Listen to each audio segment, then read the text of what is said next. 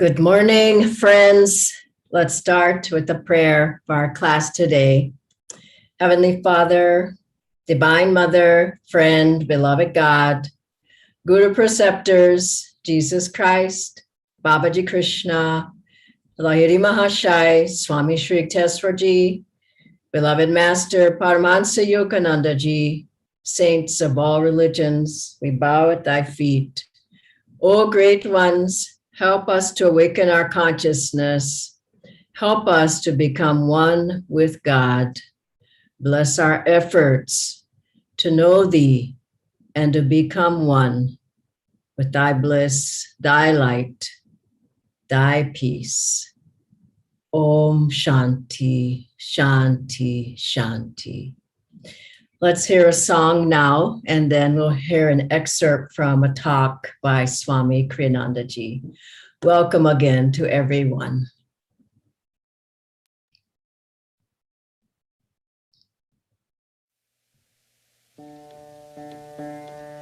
Listen, listen, whispering within your soul, hints of laughter, hints of joy, sweet songs of sadness, of quenchless yearning for the light, for my love, your true home. Long your heart has played the dance, long you've toyed with merest shadows of the treasures left behind you, deep in your soul. Long you plumbed the dark for answers, long you've begged from beggars' empty hands, gifts of life they too were seeking, gifts none could share. Friend, how long will you wander?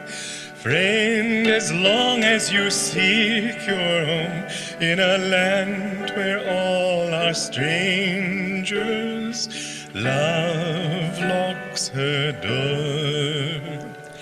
Leave to the weak his craven life, to the coward leave his dreaming. Oh, my saint, wake up, reclaim the light, seek the truth behind all seeming. Leave to the weak his craven life, to the coward leave his dreaming. Oh, my saint, wake up, reclaim the light, seek the truth behind all seeming. Turn, turn, turn within, in silence of soul, in cave of love, find my abode. Listen,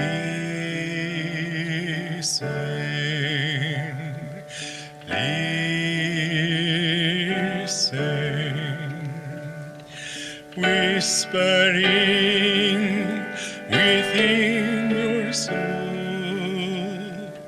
hints of laughter, hints of joy, sweet songs of sadness, of quenchless yearning for the light, for my love, your true home.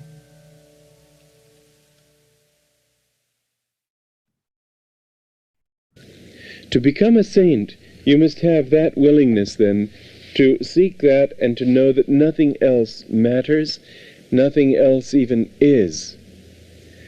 When you have that kind of sincerity, then I think to become a saint will be very easy. Because it isn't all that big a project to know who you are. The big project is to forget who you aren't. You have to get rid of all, it's like that sculptor who was asked how he did such a beautiful sculpture of an elephant, and he said it was very simple. I had a piece of stone and I cut away everything that didn't look like an elephant. And it's an interesting way of putting it, but what we have to do, in a sense, is that too about our own growth, to cut away all those things which we are not. But I'd say that the two were necessary, to have a vision of the elephant and have a vision of that which is not the elephant. That is to say, on the one hand, in your own mind, understand clearly and keep telling yourself, in every circumstance, have a part of your mind that's behind there saying, is this really I? No. Then let me not associate with it in my heart. Let me do what I have to do, but never say that, never define myself in terms of that. Then the next thing is to have the positive image of what we're looking for, if not based on our actual experience, then based on what many people have said that gives us something to hope for. But more than that, indeed it should be based on our positive experience. Viktor Frankl's question, for example, why don't you commit suicide? And the person's answer, because my children need me, because I love my family. Even though everything else seems black, at least there's this little thing to cling to.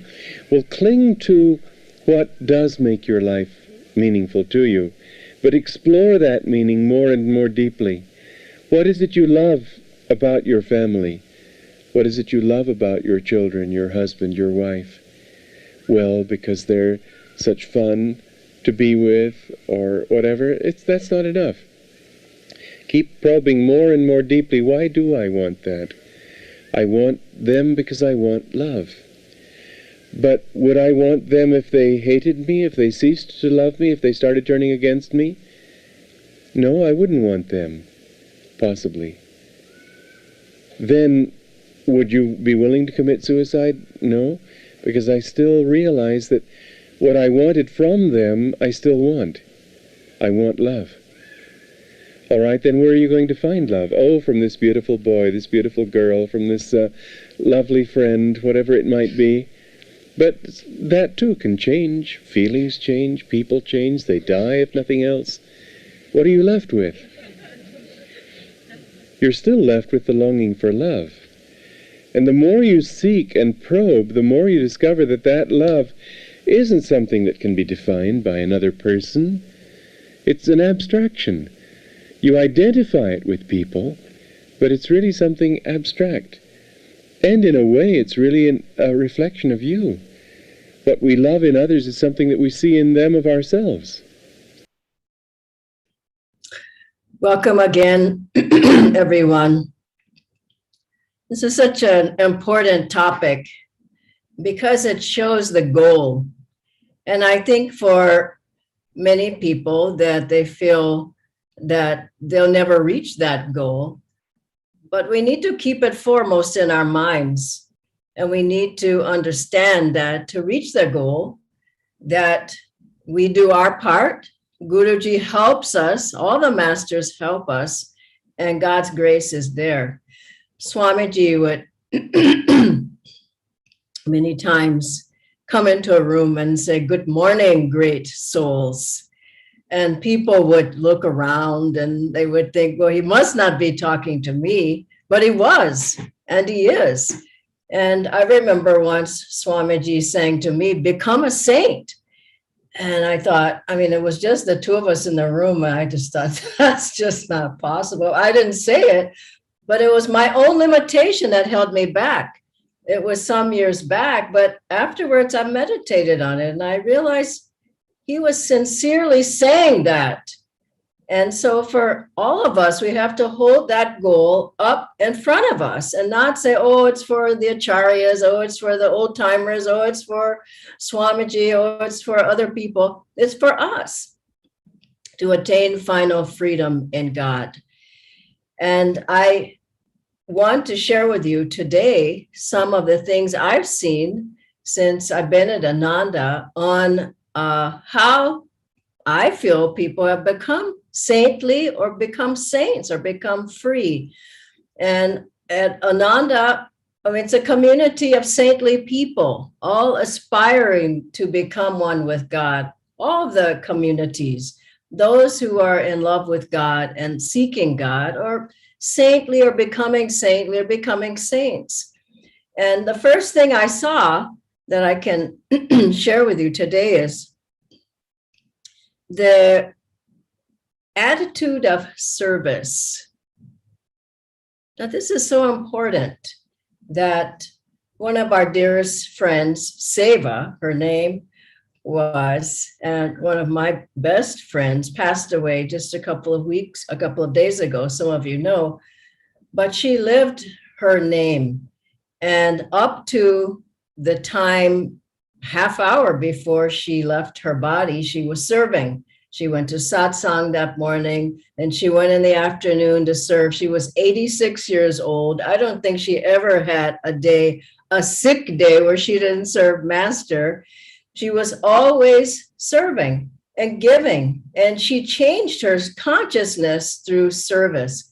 Another wonderful friend there, she's in her 80s as well. And I remember she said, someone told me, she said this recently, no, I have to keep serving. I don't care what, I have to keep serving my guru. And this is the model, the example for us in our lives. If we think of Swamiji's life, he served up to the very end. Whatever I can do, what can I give to my guru instead of what can I take? And we saw Master, he left his body giving a lecture. And so for all of us to really think seriously, how can I really deeply serve my guru and give back? I was thinking of Jnana Mata, and even on her sick bed, she would write letters to the disciples. And that beautiful story of that one disciple, Horace, who couldn't walk, he couldn't talk, he couldn't even walk anymore. By the end of his life, he would lie on the grass in Encinitas and pull out the weeds from the flower beds.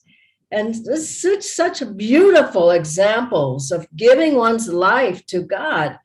And in some way, however you can, whatever you can do, take meditation teacher training and help people to learn to meditate, yoga teacher training, help people to relax through yoga postures, be on the healing prayer council, give financially, however you can help, but in some significant way from your heart. To become a saint, you have to be open to the flow of God's blessings to give to other people. The next point I want to bring up is devotion. And devotion is not just sentimental, emotional. Yes, I'm devotional. Devotion means I'm committed.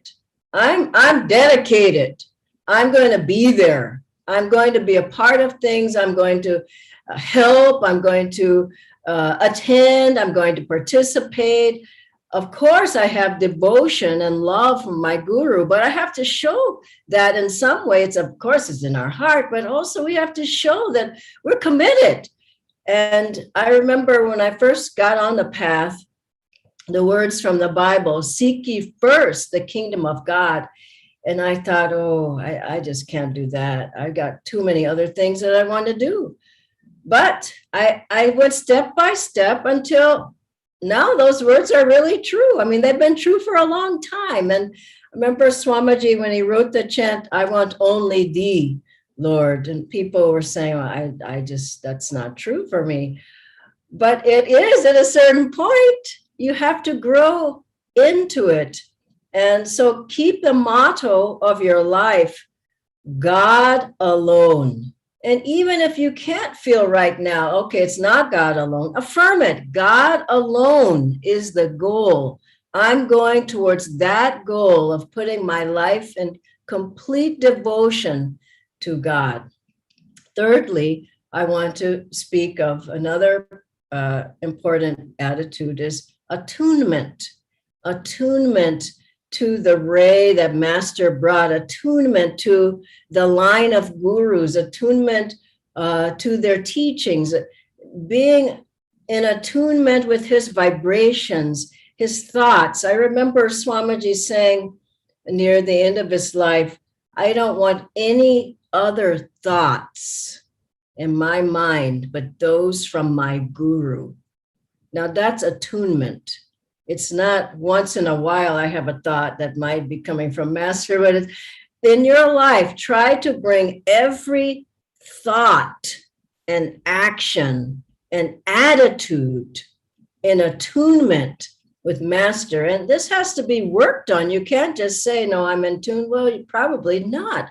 There are degrees of attunement, but we have to work at it by studying, reading, coming to things, participating, coming online to classes, and coming to long meditations, participating in the Kriya Sangha, reading the different books, keeping a picture of master. I have this beautiful picture just right here that I bring every week, and an altar on the side and an altar in the back. And I have an altar in every room. And I have an altar before you get into the house. And so to have in your mind, how can I be in attunement? And in that attunement, I remember one story Swamiji said of a man who, Master, I think it was Senor Kwaran, and Master saw him at a certain point, and he said, I lost touch with you for many lives, but I won't lose touch with you again. And Senor Kwaran said, oh, Master, please don't lose touch with me. And Master promised, he kept saying, please don't, Master promised him I won't. But then Swamiji explained that story more.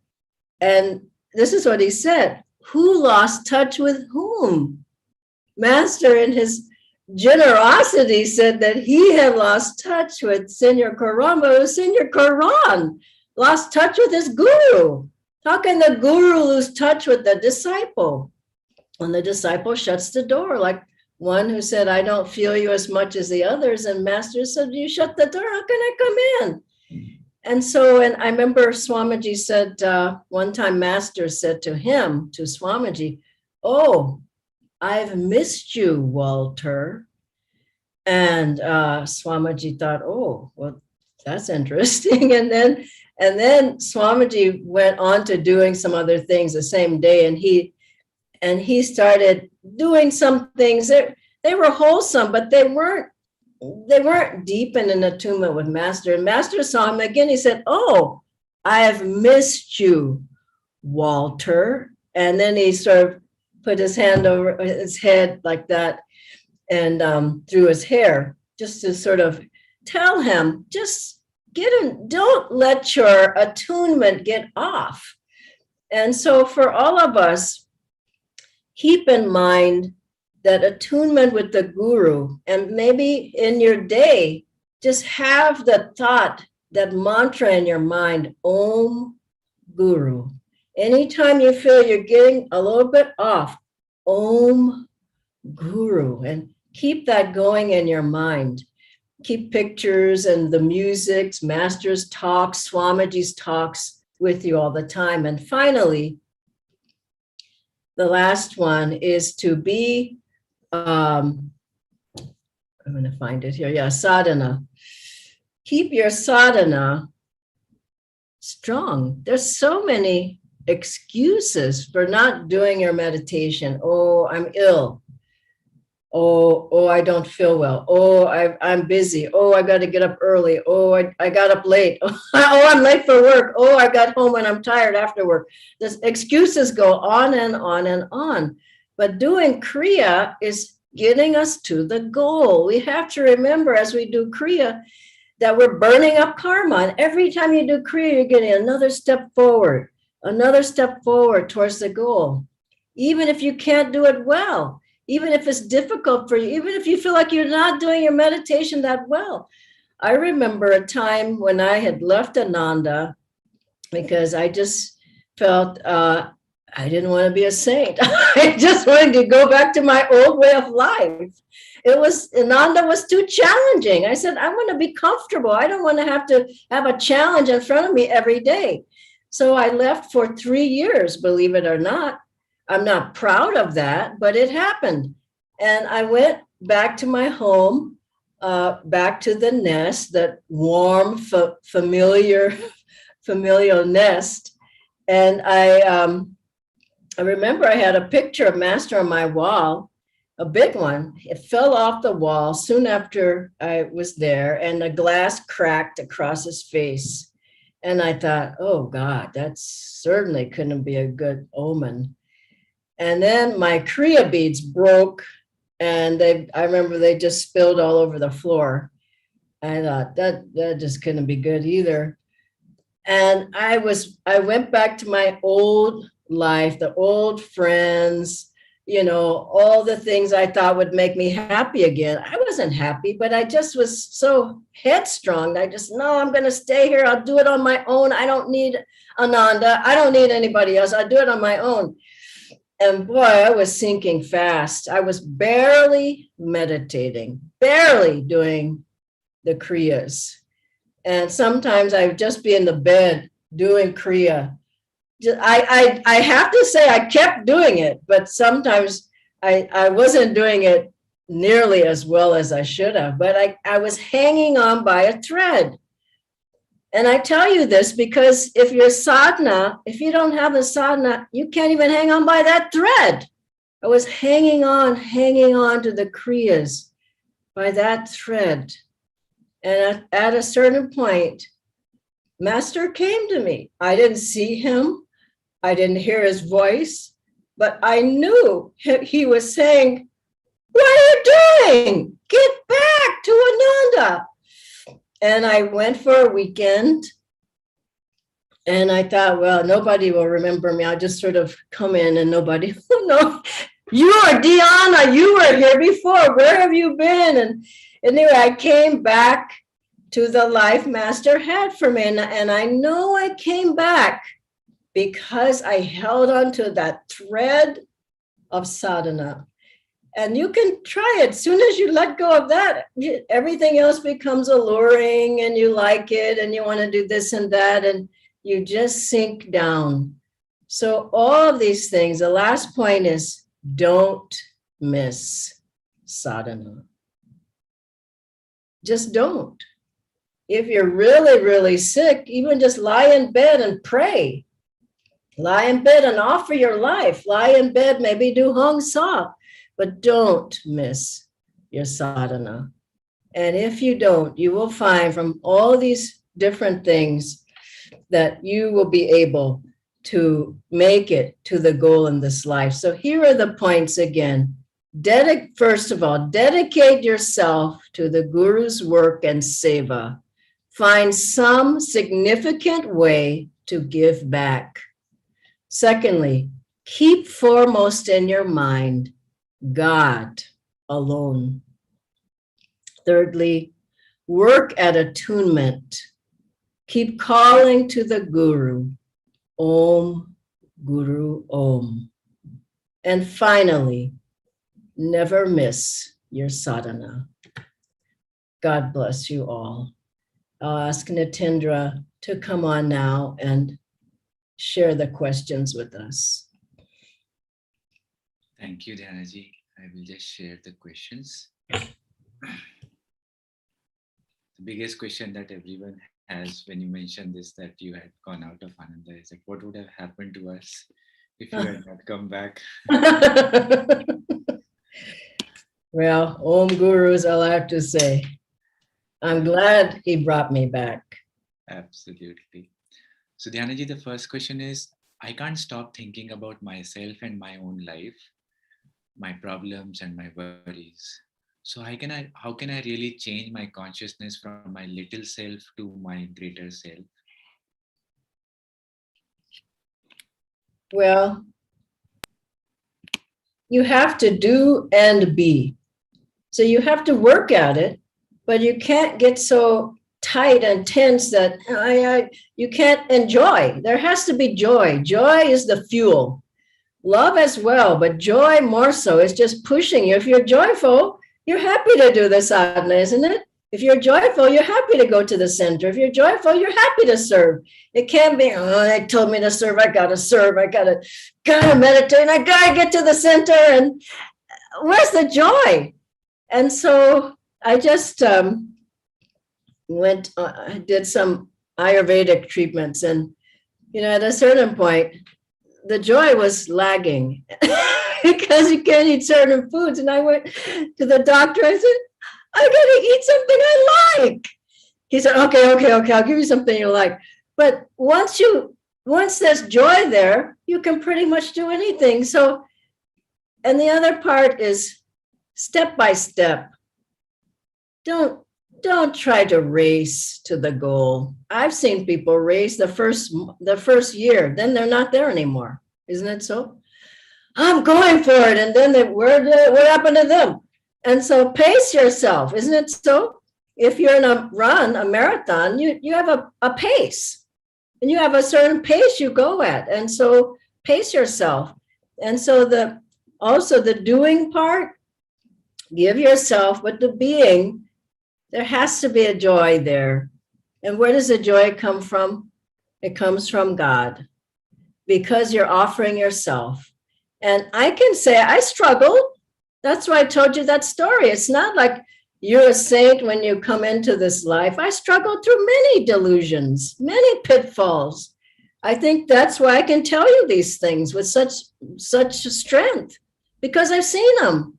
And I've seen saints at Ananda, and I've seen people who were wishy-washy. I don't want to go to the people who are in the, they went to some special thing for them when Swamiji's giving a satsang. It's like, that's a mistake. That's a mistake. And so I've seen it. I've seen hundreds of people leave because of pitfalls. And so this would help you. I think that would be the answer to that. Thank you, Dhyanaji. Next, we have a live question on what you had mentioned about being sick and what to do then. So the question is, when I am sick, it becomes very difficult to gather the energy and sit for sadhana. So would you have any tips on that? Lie in the bed and pray. How about that? Get a picture of Master and hold it in front of you and just Om Guru in the bed, lying down, isn't it? Put on a talk of Swamiji's while you're lying in the bed. The thing you don't want to do is have your consciousness just sink. Put on Om in your room. Put on a candle by your altar. Play Swamiji's music, a talk of Master. Do you see what I'm saying? And then as you do that, I just start feeling good. I don't think I've missed one day of seva in my life, because I don't. Why would I? I'm happy to serve. And the days you're not happy, oh, it's too cold. Oh, it's too hot. Oh, I got to do this. I got to do that. But if you're really committed, you say, Master's committed to me and I'm committed to him. Understand? And as you do that, then you find that he keeps you well. Who keeps you well anyway? God. Do the best you can and let them help you. That's what I would recommend. Thank you, Dhyanaji. The next question is, to become a saint seems like a very high bar that I don't think I can get to. So is there a little lower level? Well, let's put it this way. There are steps towards that. Let's not say a lower level. Just say, take as many steps as you can. And we have to realize that the masters are pulling us towards them through their magnetism. Master said, I will give you lots of my good karma. Now, that's not like lots of our good karma, lots of his good karma. And we have Babaji, Lady Mahashaya, all the gurus, and we have Swamiji all pulling us up. All we have to do is raise our hands up, and they're reaching for us. And so instead of saying, I don't know if I can make it, just say, I will, I can. And then as you do, like I think of a child learning to walk, the parents can say, oh, just don't worry him, let him sit down, he's okay. If he doesn't want to walk, I'll carry him, it's okay. And, carry that boy the rest of his life? Get him up, move him, get the guy moving. And so get moving. And as you get moving, you feel more and more strong every day. more and more positive, more and more like it's possible for you. And be with positive, strong devotees. Don't be with weak devotees.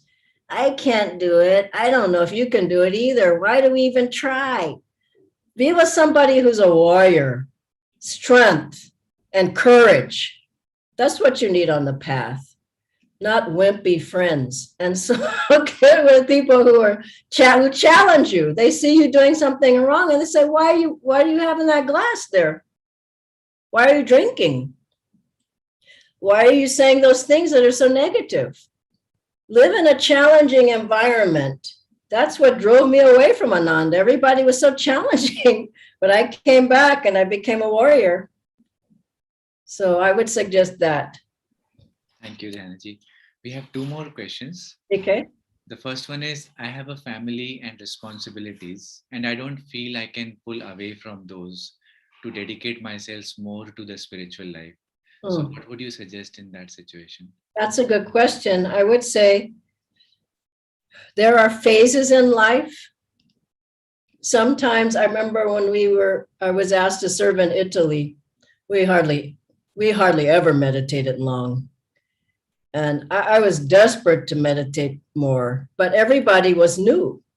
And this was a startup. So you had to serve, and meditate a little with the people who couldn't meditate. They could only meditate 20 minutes or 30 minutes. And I remember I went to Swamiji. I said, we never meditate. All we do is chant and serve. And he said, you need to chant, which was true. It was true. But then that was 7 years of not being able to meditate a lot. And I know then I came into the Kriya Sangha at Ananda, and I had to meditate a lot to work with the Kriya Bonds. But I know a lot of mothers at Ananda. Swamiji told them, your child is your sadhana right now. And then once your child grows up, then do more meditation. The thing is, most people, when they have more time, they don't do it. They don't. I see, now I've got more time, but I'm going to Goa now. I'm going on vacation, So when you have the time, do more long meditations, chanting more, listen to the talks. When you don't, just offer yourself to God and say, I'm doing all I can do with all my heart. And Divine Mother will help you. So don't try to compare. I think that's the point, Nitendra. People compare with somebody else. Well, he's doing that and I can't do it. Don't compare. Compare with yourself. Thank you, Dhyanaji. The last question is, would you know any saints at Ananda, and how can we recognize them? I know a lot of saints, and I know a lot of potential saints. And I know people who Swamiji said they were saints. It's not just my opinion. He said certain people were free. And what a blessing that several of them were my best buddies. And how do you recognize them? The attitudes, their seva, the joy on their face, their eyes, selflessness, devotion, all the things that I talked about, attunement. And honestly, who am I to say? But I wouldn't have said they were free. I mean, how do I know anyway? But Swamiji said, I feel that this person got free in this life. And what they did was these things that I told you here today. And so consider yourself one of these potential saints. Don't just put it on somebody else. Well, maybe that person will make it. What about you? Consider yourself a potential saint and become a saint. Work on it. Work on yourself. Work on your attitudes. Work on your devotion. Work on your attunement. Work on your sadhana. And most of all, give your whole heart to God. That man Horace, I'll close with this. Master said way before the end of his life, he said, before Horace's end of his life, he said, he's nearly fully liberated. And someone said, oh gosh, because the man goes, I mean, you looked at him and Swamiji said he could barely walk or talk, and they didn't know what kind of kriyas he would be doing. And Master said, well, Divine Mother is pleased with his devotion. Wow. That's a great point to remember. And then someone said, well, it must be a very simple devotion, Master. And Master said, oh, that's what God loves. And so think about it. And he said, Yanamata, she found God through wisdom. And at the end of her life, her words were joy, joy, too much joy. You want those words in your mind, at least, when you leave this earth. So, and we don't know finally when the time will come. So make the acquaintance with God now. God bless you all. Thank you, Nitendra. Have a wonderful day, everyone. Bye-bye.